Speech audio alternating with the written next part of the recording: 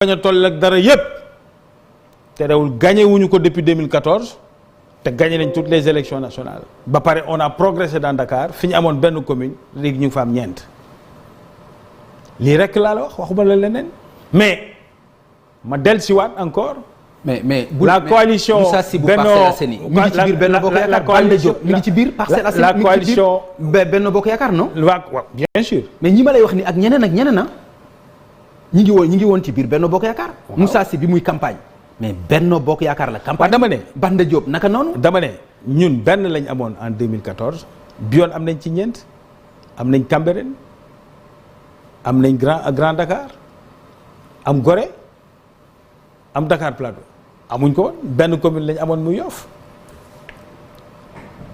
mais parcelle bii nga may wax nii ak. waaw dama ne progression boobu am na gii nga xam ni. léegi daal maire yi léegi xam nga transhumé nañ bokk Benno Bokk Yaakaar. loolu da nga ci bëgg a génne loolu da nga ci bëgg a génne ci loolu. léegi ma ne élection da ngay dem jongante laaj sénégalais yi ñu voté d'ailleurs il faut que ñu rafetlu l'expression des sénégalais jóg nañ voté ji joxe seen xalaat ci jamono joo xam ne suñu xoolee réew yi ñu wër. nañuy waxe seen mer ak seen tàngat neneen la moo tax ñu war a continuer di crédibiliser sunu système électoral di crédibiliser sunu administration.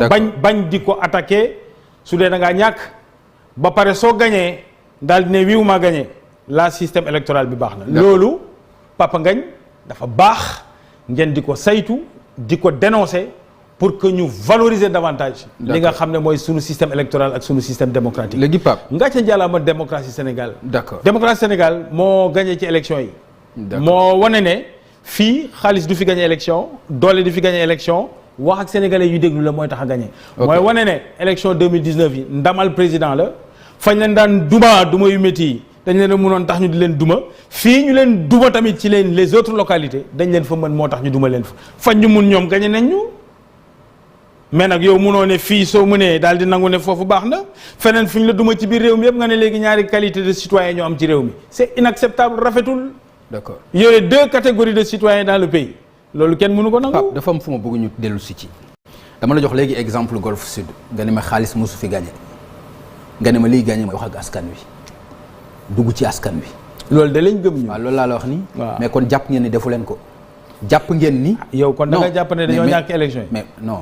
da yaa ngi persister ci loolu ba léegi. Pape. Pape bàyyi loolu. loolu mënoo ko wax. dama la jox exemple ci benn localité. waaw. yaa tudd moyen moo tax. ma ne la moyen du gagné ma ne la moyen du gagné élection. mais bi moyen dul gagné da nga ma wax liy gagné. waaw muy lan. wax ak sénégalais yi. mais kon xam nga ni wax ak sénégalais yi. kay mën nga wax ak ñoom bañ leen convaincre tey ëllëg nga wax ak ñoom convaincre leen wax kay du ñàkk kooku c'est une culture chez nous ñun suñu njiit dafa cëral sénégalais.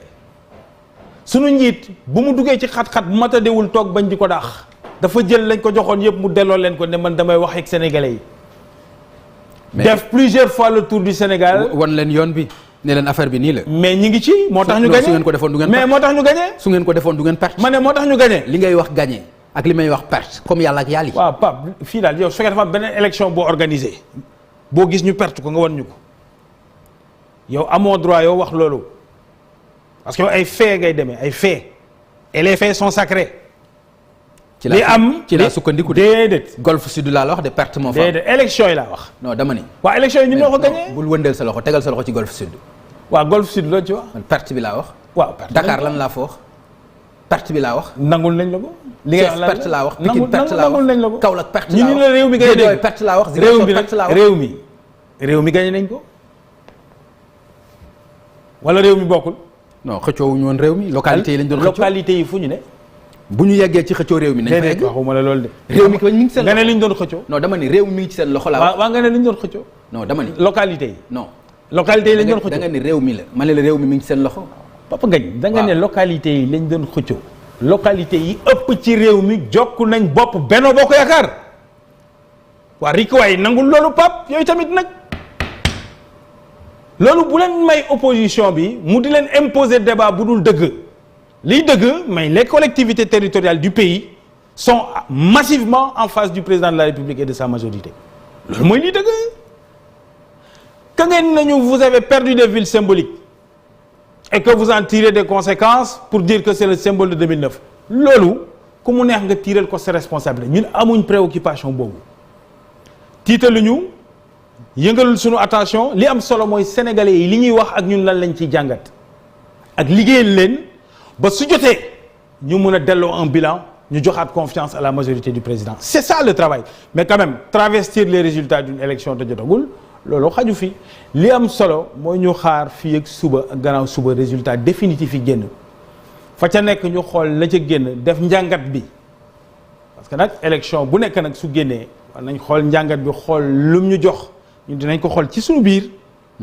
jàng ko suñu biir xool tegtal yi ñu ci mën a joxe ak kilifa yi Benno Bokk Yaakaar mais ci jàngat boobu et puis ñu ànd ci jàngat boobu ndax di ngeen ci jàngat ni réeroo ci seen biir division mën na bokk ci li indi défaite bii nga xam ne am ngeen ko ci fu bari ci dëkk bi ci biir réew mi attention maanaam division il faut waaw loolu division yàgg na am ci jotaay bu nekk et puis il faut rajouter que da ngay fàtte mairie bu Dalifort nga xam ne ci escarcelle opposition bi la musoon a nekk c'est quelqu'un de l'APR et de Benno Bokk Yaakaar qui l'a gagné au cœur de Pikine c'est pas simplement unidirectionnel dafa am benn culture de manipulation boo xam ne mi ngi ci réew mi simpliste très simpliste ndax Dakar encore une fois ma fàttaliku 2012 ba tey mosuñ ko gagné Ziguinchor 2012 ba tey mosuñ ko gagné naka noonu donc on peut pas sur la base de ça tirer des conclusions hâtives et dire que en fait il y a mais man Pape li ngay wax nii nga baal ma de mais vraiment dama ci am kersa da nga ci am kersa way trop sax parce que mënuma comprendre mais si nga nekk candidat naan 2012 ba tey fii maa ngi koy xëccoo mosuma ko gagné loolu dafa graaw loolu kon il faut nga déglu kon da nga bëgg ma expliquer la non loolu la mënta comprendre mun naa la depuis 2012 ba léegi waaw lii maa ngi koy xëccoo mënuma ko jël waaw bàyyi ma expliquer la mais loolu lu mu doon loolu dama lay expliquer li may wax nga comprendre ko parce que ça dafa am solo loolu may wax noonu est-ce que xam nga li ma la bëgg a wax Pape non da nga ni ma waaw dama la depuis 2012 Ziguinchor mosuñu ko gagné Dakar mosuñu ko gagné xam nga li ma nga bëgg a jël loolu bëgg ko téye mais man loolu man mënu ma ko comprendre waaw moom laa la bëgg a expliquer est-ce que nangu nga ma expliquer la maa lay déglu nangu nga ne depuis 2012 Benno Bokk Yaakaar est majoritaire dans le pays waaw wala déet maa ngi lay dégg waaw nga naan waaw sëñ bi maa ngi lay dégg waaw dëgg la on est majoritaire dans le pays 2012 ba léegi et on est majoritaire sans gagner Dakar et Ziguinchor c'est ce que je te dis loolu moo nekk ah non c'est-à-dire li ma mënta comprendre waaw mais te bëgg ma comprendre mais man li ma lay wax loolu la comprendre ko mais li ma xam nga mooy lan mooy nga wax ñu depuis 2012 waaw mais unanimité fu mu am di xëcc benn affaire mais Pape mënoo fexe ba am ci ndam waaw Pape yor régime yor lu bari Pape xam nga loo xeeb nekk non attends am na loo xeeb xam nga la nga xeeb sénégalais yi et la conscience démocratique des sénégalais yi ñoo moom seen bopp la majorité mun nga doon majorité dans le pays la capitale am sa tendance di defee neneen am yeneen aspiration am yeneen bëgg-bëgg l'unanimité fu mu am en démocratie foo gis loolu démocratie bu gëm boppam doon une démocratie majeure xam nga bëgg-bëgg bi comme déedéet danga ma laaj soo ma mayul ma terminer waxtaan bi du mun a jàll ok soo ma laajee lu tax loolu dama lay expliquer ne système démocratique mooy doxee noonu la droite en Amérique day diriger la mairie de New York nekk à gauche Paris la gauche da koy diriger gouvernement bi la droite téye ko loolu c'est normal en toute démocratie qu'il y ait des villes ou des zones qui ne soient pas en phase avec le pouvoir central loolu day am dans toutes les démocraties. non ñu wax ci Dakar. mais Dakar laa wax ne Dakar Dakar waaw. man la xamal ne en dehors de Papa Diop période de Papa Diop aucun pouvoir n'a eu Dakar avec lui ici le vote depuis 93. Depuis 93, la capitale a sa dynamique qui est parfois à l'opposé du pouvoir, à l'exception de la période de Pape Diop. Mais loolu yëpp jarul muy sori unanimité moo amul dans un système dit démocratique système bu ñu ne démocratie la ñëpp bokk ànd ak pouvoir central bi loolu fu mu am démocratie amatu fa man nag dama gëm ne réew mi démocratie la gëm naa ne sénégalais yi ñooy voté te ñoom ñooy fal ñooy folli man loolu laa gëm. ngeen gagné woon Dakar gagné Ziguinchor terewul mu am démocratie. oui parce que ci élection la ñu dem. mais gagné wuñ ko. non dama ni non bul ne ma fii ñii dañu war a ànd ak ñële ñii war a ànd ak ñële ñëpp mën nañu ànd ak yéen te du tere mu nekk démocratie. parce que ci élection la unanimité mënul am ci élection parce que am na ñoo xam ni voté wuñu. non ce que je veux t'expliquer pas mooy soo jëlee tous les systèmes démocratiques munoo jël par exemple un pays comme la France je sais pas moi bëgguma joxe am na ay exemple pays yoo xam ne sax voilà un pays démocratique amul toutes les collectivités locales di ànd ak nguur ga loolu amul day am ay grandes villes yu dul ànd ak yow loolu ci démocratie yëpp la nga jël ko France jël ko Allemagne jëm ko fépp Sénégal ne fait pas exception nous sommes une démocratie Pape nit ñi ñooy voté du xaalis du influence et au niveau local il l'exprime au niveau national il l'exprime sénégalais yi ñoo fal Macky Sall ak régime am wóolu ko du leneen li leen fal tey ñoom ci yenn villes yi ba ñuy tàccu moo fal président Macky Sall nit da ngay goree munoo li la fal nga nangu ne baax na li fal keneen ki nga di ko mettre en question et puis nag wax dëgg yàlla wax dëgg